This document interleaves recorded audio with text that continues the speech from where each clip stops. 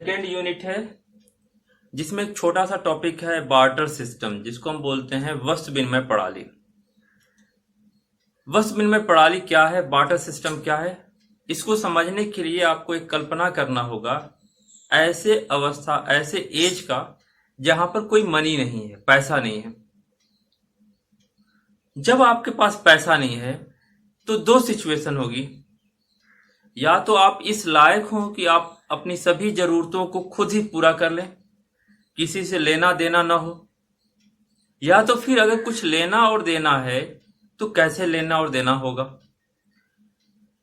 तो जब आप, कोई भी व्यक्ति इतना सक्षम नहीं है कि अपनी सभी जरूरतों को पूरा कर सके, तो निश्चित तौर पर कुछ सामान उसको खरीदना पड़ेगा, कुछ सामान उसको दूसरे को देना पड़ेगा। लेकिन चूंकि पैसा नहीं है तो क्या करेगा वो? तो ऐसी स्थिति में क्या होगा कि मान लीजिए एक आदमी ए है, ये बी है और सी है। इसके पास वीट है, इसके पास राइस है, इसके पास पल्स है। वीट वाले को राइस चाहिए और राइस वाले को वीट चाहिए। तो ये वीट दे के राइस बदल लेगा, या फिर वीट दे के इसे पल्स मिल जाएगा और इसको पल्स दे के वीट मिल जाएगा। यानी क्या हुआ कि हम क्या करेंगे, अपने सामान जो हमारे पास सरप्लस है दूसरे को देंगे और दूसरे की जो सामान सरप्लस हो अपनी जरूरत की उससे ले लेंगे। तो क्या हुआ, आपने एक सामान के बदले दूसरा सामान लिया। इसको आप बोलते हैं वस्तु विनिमय प्रणाली। अगर इसको हम डिफाइन करेंगे तो लिखेंगे barter system refers to exchange of goods for other goods। यानी बार्टर सिस्टम को आपने क्या बोला, barter system refers to exchange of goods for other goods। यानी एक सामान से दूसरे सामान को बदलना ही वस्तु विनिमय प्रणाली कहलाता है। इसको हम दूसरे शब्दों में सीसी इकोनॉमी भी बोलते हैं, यानी कमोडिटी टू कमोडिटी इकोनॉमी। यानी सिंपल सिस्टम यह है कि जब मुद्रा नहीं थी, मनी नहीं था एग्जिस्टेंस में, तो लोग अपनी जरूरत का सामान, एक सामान देके दूसरे सामान को बदलते थे। इस सिस्टम को ही हम बोलते थे वस्तु विनिमय प्रणाली। देखने में तो बहुत इजी लग रहा है कि हाँ बहुत अच्छा, सामान दिया और सामान ले लिया, लेकिन ये बहुत कॉम्प्लिकेटेड सिस्टम था जिसको हम आगे डिस्कस करेंगे ड्रॉबैक ऑफ बार्टर सिस्टम में। अब ये ड्रॉबैक क्या है, तो पहला ड्रॉबैक इसका ये था, lack of double coincidence of want.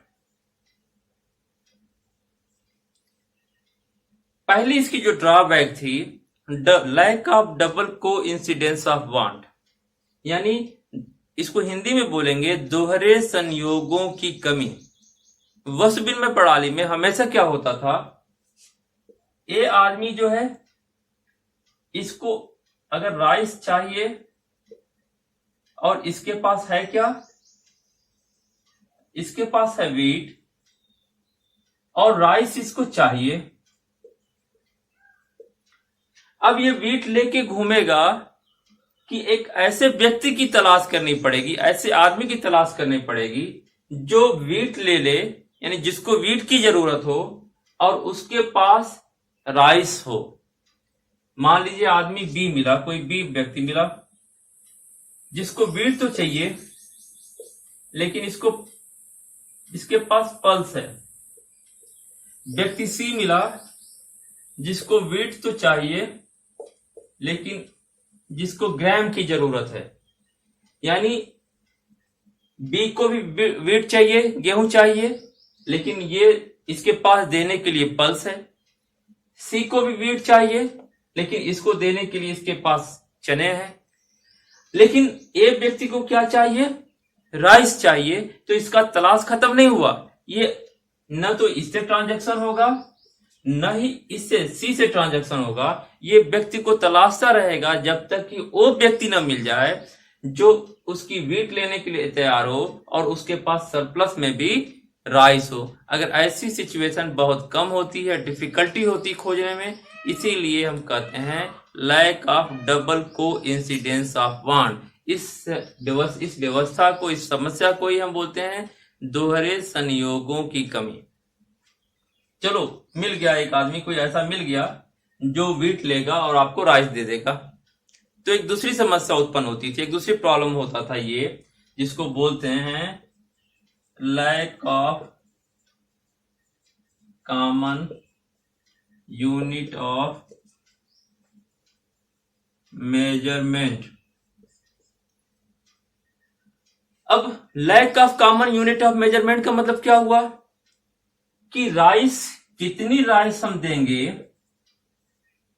Wheat के लिए, यानी एक्सचेंज रेट क्या होगा। एक्सचेंज यानी एक्सचेंज करेंगे तो कितने केजी राइस के बदले कितने केजी वीट मिलेगा, डिफाइन करना मुश्किल है।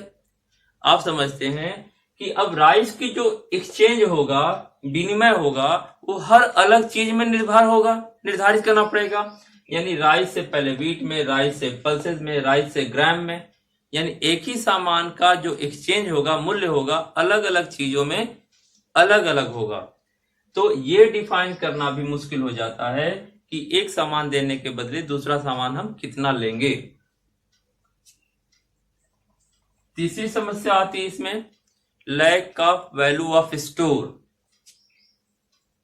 Lack of value of store यानी वस्तु विनिमय प्रणाली में सामानों को अब ज्यादा दिनों तक स्टोर नहीं रख सकते। पैसा तो था नहीं, तो अगर मैं आपको पढ़ाता भी तो उस एज में होता तो हमें क्या मिलता, पैसे के बदले हमें मेहनताने के तौर पर क्या मिलता, सामान मिलता। उन सामानों को हम ज्यादा दिनों तक स्टोर नहीं कर सकते। क्यों नहीं कर सकते? क्योंकि ज्यादातर सामान जो है डिटोरिएट हो जाते हैं, पेरिसेबल होते हैं, यानी उनका वैल्यू खत्म हो जाता है एक वक्त के बाद। तो यही बोला गया है कि lack of value of store, यानी people can not store the value of goods in term of other because most of the items are perishable.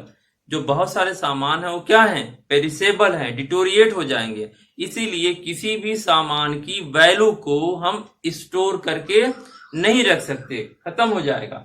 और एक लास्ट जो प्रॉब्लम आती है, lack of standard deferred payment. जो last जो समस्या इसकी है बार्टर सिस्टम की, कि lack of standard of deferred payment, यानी भविष्य में जो भुगतान करना आज संभव है। आज पूरी जो व्यवस्था है, इकोनॉमी है, किस पर चलती है? आज हम सामान खरीदे, उसका पेमेंट बाद में करते हैं, क्रेडिट पे चलती है। बार्टर सिस्टम में ये lack of standard of deferred payment था, यानी आप सामान जब लेते थे तो at the same time you have to pay. जो सामान लिया उसके बदले में दूसरा सामान आपको देना पड़ता था। ऐसा नहीं था कि आपने सामान ले लिया और उसको बाद में पे करते थे। तो ये व्यवस्था की कमी थी। तो ये सारी जो प्रॉब्लम है, इसको हम बोलते हैं ड्रॉबैक ऑफ बार्टर सिस्टम। तो अभी आपने देखा